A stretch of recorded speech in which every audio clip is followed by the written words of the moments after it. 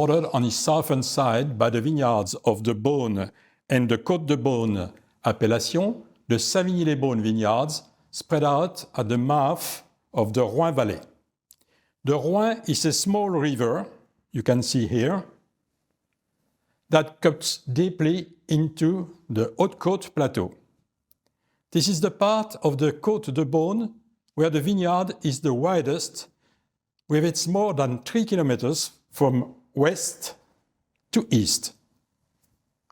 The vines of the appellation are planted both at the bottom of the valley and along the two slopes of the valley, forming a large amphitheater that opens up to the southeast. The vineyard is situated at an altitude varying from 240 to 400 meters. Oriented southeast to northwest, the valley divides the vineyard into three main zones.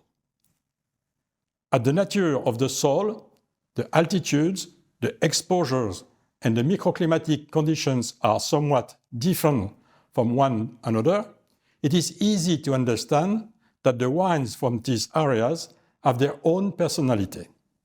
This is what we are going to try to understand now by taking a detailed look at these different areas. The first zone is located here in the valley, following the river, mainly on the northeast side.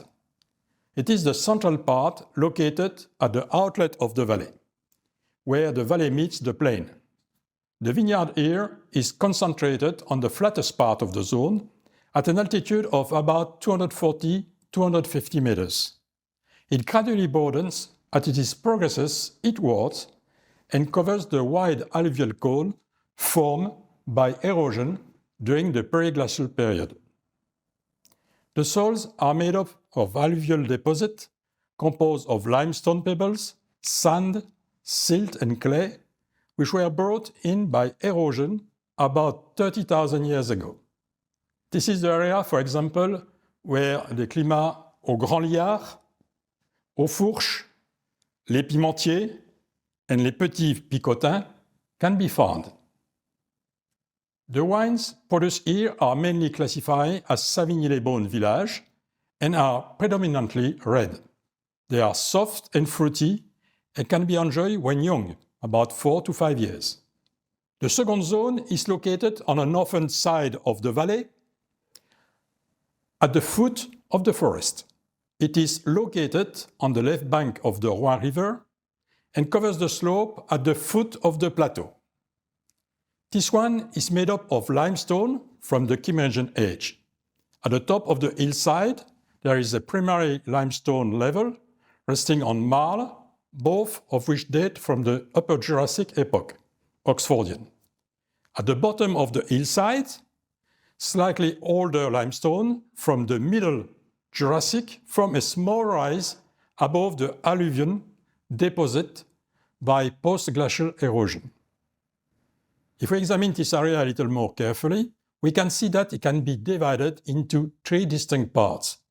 The first part, to the northwest of the village, at the foot of the forest, here, where the valley narrows and the hillside becomes steeper. The vineyard, exposed from southeast to south-southwest, covers the hillside and rises from 300 to 400 meters.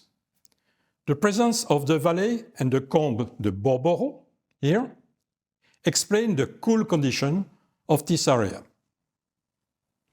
The wines produced here are fresh, tasty, and fruity, with a nice mineral expression. There are also some interesting white wine produced here from Pinot Blanc.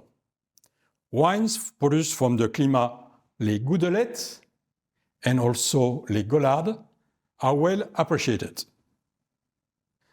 The second part is east of the village, up to the Combe d'Orange, you can see here, and is ideally situated. The vines face south and are spread out from 250 to 340 meters. The majority of the vineyards are classified as Savigny-lès-Beaune Premier Cru. The climat Auguette, Auclou, and Aux Serpentières are the most famous representatives of this area. Essentially red, the wines have a pleasant freshness that evokes strawberry, raspberry, but also blackberry and peony. Their silky tannins give them an appreciable texture. The third part of the second zone is at the end of the valley and touches the plain. The hillside widens and its orientation varies from due south to due east.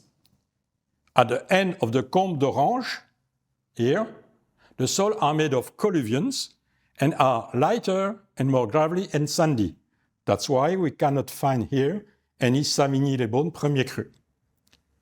At the bottom of the hillside, there is more limestone from the Middle Jurassic epoch.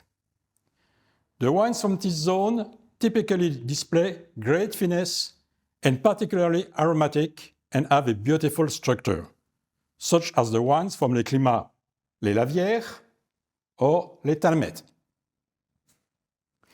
As you go around the Bois Noël, on its eastern side, at an altitude ranging from 280 to 300 meters, you find le climat auvergelès.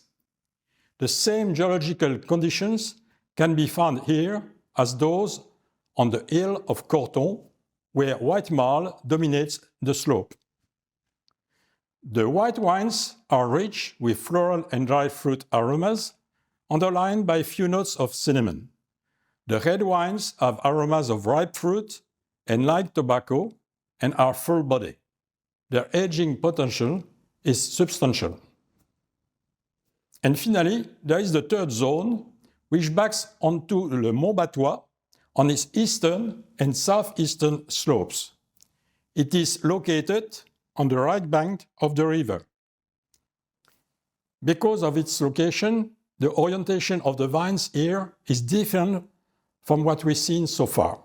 It varies from north to northeast at the entrance of the village to due east in the plain. At the top, the slope is relatively steep, for example, in the climat Redrescu and les Hauts-Jarons. It softens when we move east towards the plain to the climat Les Peuillets. It ranges from 250 to 300 meters in altitude. The upper part of the slope has thin soils rich in pebbly debris, resting on limestone from the last stage of the Middle Jurassic. Heading down the slope, the soil becomes deeper and more clayed. At the very bottom of the slope, the soil gets lighter with more alluvial deposits. This area is very airy and subject to cooler air currents coming down from the valley and the surrounding combe, which is very good considering the current climatic conditions. The wines, mainly red, are aromatically rich, well-balanced, and have an excellent structure. The tannins are somewhat firm in their youth, but they quickly soften and give the wine a very pleasant texture. After this introduction to the vineyard of Savigny-lès-Beaune, it becomes easier to understand the dominant role played by the Rhône Valley in terms of soil composition, vineyard orientation, and climatic conditions. This accounts for the great richness and diversity of the wines of this appellation, which really deserves our full attention.